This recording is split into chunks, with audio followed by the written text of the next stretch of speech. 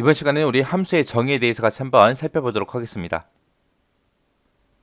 함수다라고 하게 되면 우리 엑셀 프로그램 안에 내장되어 있는 이미 작성된 그런 수식 같은 것들을 보고 우리가 함수라고 합니다.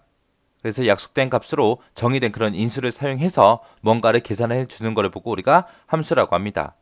이런 함수도 우리 수식을 쓸 때처럼 는이 됐든 더하기 됐든 빼기를 됐든 이런 걸로 시작을 해야 되고요. 함수를 쓸 때는 맨 처음에 지금처럼 이렇게 는을 먼저 써주고 그 다음에 함수 이름을 씁니다. 함수 이름을 쓰고 인수가 이제 시작됩니다 라고 이렇게 가로 열어주고요. 여기서 인수가 끝났습니다 라고 이렇게 가로를 닫아주면 돼요. 그리고 그 사이사이에다가 25다 30이다 해서 이렇게 이제 인수를 두 개 입력한 거예요. 해서 하나의 인수 하나의 인수를 서로 구분할 때는 지금처럼 이렇게 쉼표를 찍어서 우리가 인수들을 구분해서 이렇게 작성해 주면 됩니다. 그래서 엑셀에 들어있는 이런 함수들을 보게 되면 이런 함수들의 인수가 이렇게 들어가는 것도 있지만 함수에 따라서 이제 인수 없이 그렇게 가로로만 사용하는 경우도 있습니다. 그런 함수들이 이제 now라는 함수도 있고요. 그 다음에 난수를 구해주는 land라는 이런 함수도 있고 today라는 함수도 있고 여러 가지가 있습니다. 그래서 이런 함수들 안에는 가로 안에 아무것도 안 들어가더라. 그런 함수도 있다라고 그렇게 기억하시면 되고요. 함수 안에다가 우리가 또 다른 함수를 또 쓸 수 있어요. 그런 걸 보고 우리가 중첩 함수라고 하고요. 이렇게 함수 안에다가 또 함수 쓰고 또 함수 안에다가 또 함수 쓰고 그렇게 해서 최대 64단계까지 그렇게 우리가 중첩시켜서 함수를 사용할 수 있습니다. 자, 여기서 이제 계속해서 인수다 라고 해서 인수라는 말이 계속 나오는데 이 인수는 이제 함수에서 이제 계산할 때 그런 필요한 값 있죠. 그런 필요한 값을 보고 우리가 인수라고 그렇게 부르는 거고요. 일반적으로 우리가 인수를 제일 많이 쓰는 게 이제 숫자가 됐든 텍스트가 됐든 셀 주소가 됐든 셀 범위가 됐든 또 다른 함수가 됐든 그런 것들을 우리가 인수로 사용할 수 있습니다. 아까 여기서 우리 함수 안에다 또 다른 함수를 쓸 수 있다 그랬죠. 그때 이제 중첩 함수로 식을 작성할 때 이제 인수로 이렇게 함수도 사용할 수 있다는 거예요. 함수.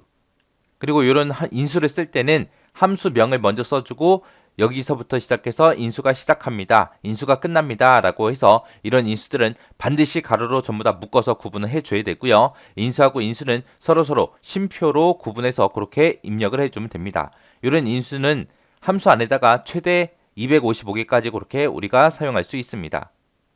자, 이게 이제 함수 하나만 써서 이제 작성한 거, 그리고 함수를 중첩해서 여러 개 이제 작성한 거예요. 지금처럼 sum 합을 구해라. 합을 구하긴 구하는데 어떤 걸 구하냐?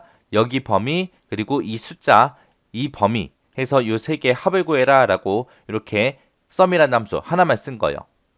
그래서 앞에다가 함수 이름 적어주고 그 다음에 인수가 시작합니다 라고 지금처럼 여기서 가로 열어주고요. 여기서 인수가 끝났습니다 라고 가로 닫아주고 그 사이에다가 인수를 쓸 때 중간중간에 쉼표를 찍어서 전부 다 썼습니다.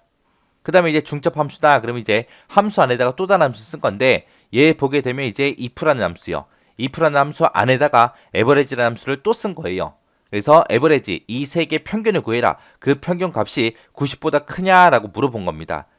그래서 90보다 크게 되면 합격이라고 출력해라. 그렇지 않으면 재수강이라고 출력해라 라고 그렇게 함수 쓴 거예요. 이렇게 함수 안에다가 또 다른 함수를 쓴 거를 보고 우리가 중첩 함수라고 합니다. 여기서는 이제 sum이다, if다, average다 해서 이런 함수들이 나오는데 이런 함수들은 너무 궁금해하지 마세요. 요 뒤에 넘어가게 되면 이런 함수들에 대해서 이제 자세히 배울 겁니다. 해서 단일 함수를 쓸 수도 있고 중첩 함수를 쓸 수 있다. 그 정도 개념만 잡고 지나가시면 돼요.